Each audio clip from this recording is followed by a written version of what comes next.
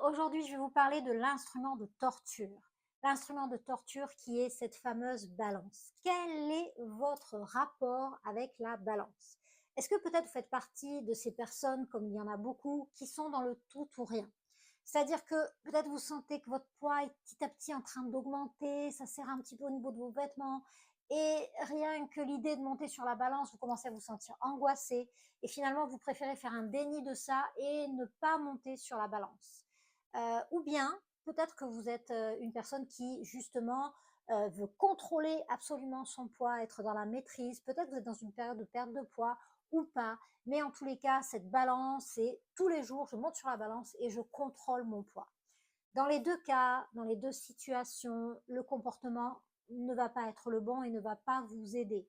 Pourquoi? Parce que ce n'est pas la balance qui est censée vous aider à contrôler votre poids. En réalité, vous ne devriez pas avoir à contrôler votre poids, mais vous devriez vous intéresser davantage à votre comportement alimentaire, puisque la prise ou la perte de poids va être la conséquence de votre comportement alimentaire, et votre comportement alimentaire, ce qui va vous permettre de vous guider, ça va être vos sensations de faim.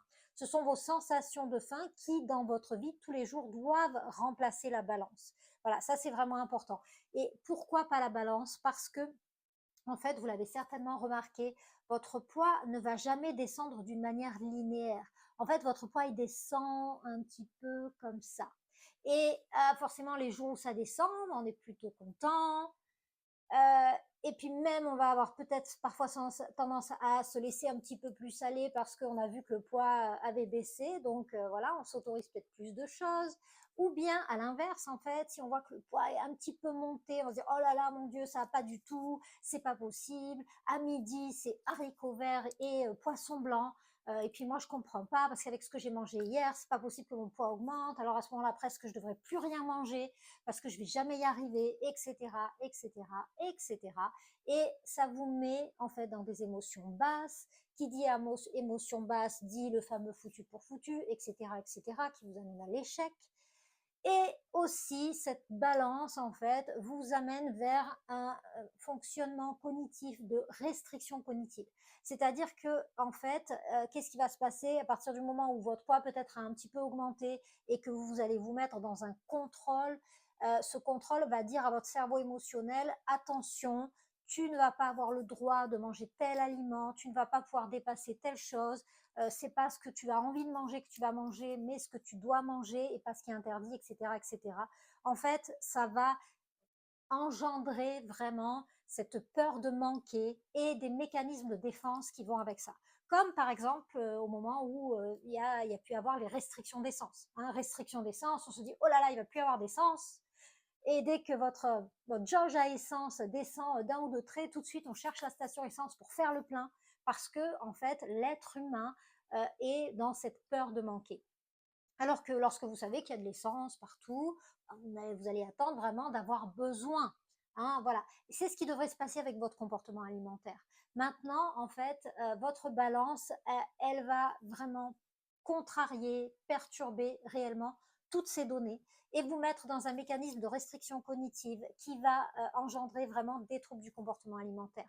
Surtout que c'est normal que votre poids, à des moments, même si vous êtes en période de perte de poids, il y a des jours où le poids va remonter un petit peu.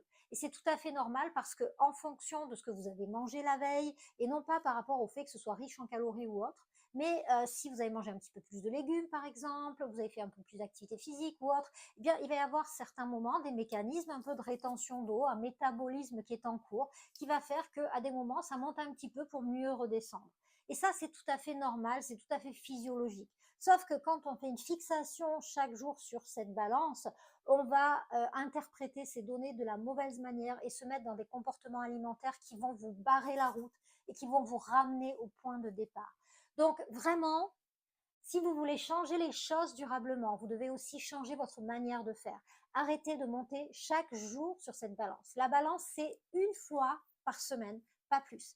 Idéalement le vendredi, hein, c'est un petit peu maso des fois de se peser le lundi matin après le week-end, hein, parce que forcément on a mangé un petit peu plus. Donc voilà, il va y avoir des mécanismes aussi de rétention d'eau. Votre poids va monter un petit peu, mais va très, très vite redescendre. Donc, l'idéal, c'est de se peser plutôt le vendredi matin, par exemple, hein, puisque c'est vraiment le reflet de votre semaine. Et ce sera, voilà, ce sera vraiment largement suffisant. Et le reste du temps, ce sont vos sensations alimentaires qui doivent vous guider, votre sensation de faim, votre sensation de rassasiement, en fait, et surtout pas la balance. La balance, une fois par semaine, vous avez un poids qui est censé descendre entre 500 grammes et 1 kilo par semaine. Si vous avez moins de 500 grammes, alors à ce moment-là, vous allez réfléchir à quel moment, justement, vous n'avez pas été à l'écoute de vos sensations alimentaires. Qu'est-ce que vous pouvez améliorer sur la semaine suivante? Mais vous pesez chaque jour, ça ne va pas vous permettre de vous remettre dans un mode alimentaire intuitif, qui est le seul mode alimentaire qui va vous permettre de perdre du poids durablement. Donc faites un travail sur ça. Ne la cachez pas. Hein. Souvent, j'ai des gens qui me disent, bon, bah alors il faut que je la cache. Je vais dire à mes enfants de la cacher, comme ça je ne monterai plus dessus. Si vous cachez la balance, vous n'allez pas résoudre le problème. Et lorsque la balance va revenir, eh bien, vous allez recommencer à monter dessus chaque jour. Donc, vous devez vraiment passer devant cette balance en lui disant, je ne te monterai pas dessus. Voilà, et créer une nouvelle habitude à monter dessus qu'une seule fois par semaine. Et peut-être au départ, voilà, vous allez dire, bon, je fais plus tous les jours, mais tous les 2 jours, et puis petit à petit espacer un petit peu, parce qu'on se rend compte qu'il y a une vraie addiction en plus à cette balance. Hein. Vous allez voir, hein, voilà, souvent vous allez dire, ah, je vais jamais arriver à me peser qu'une fois par semaine, hein, c'est trop difficile. Donc voilà, espacer petit à petit, mais vous devez absolument arriver à ça.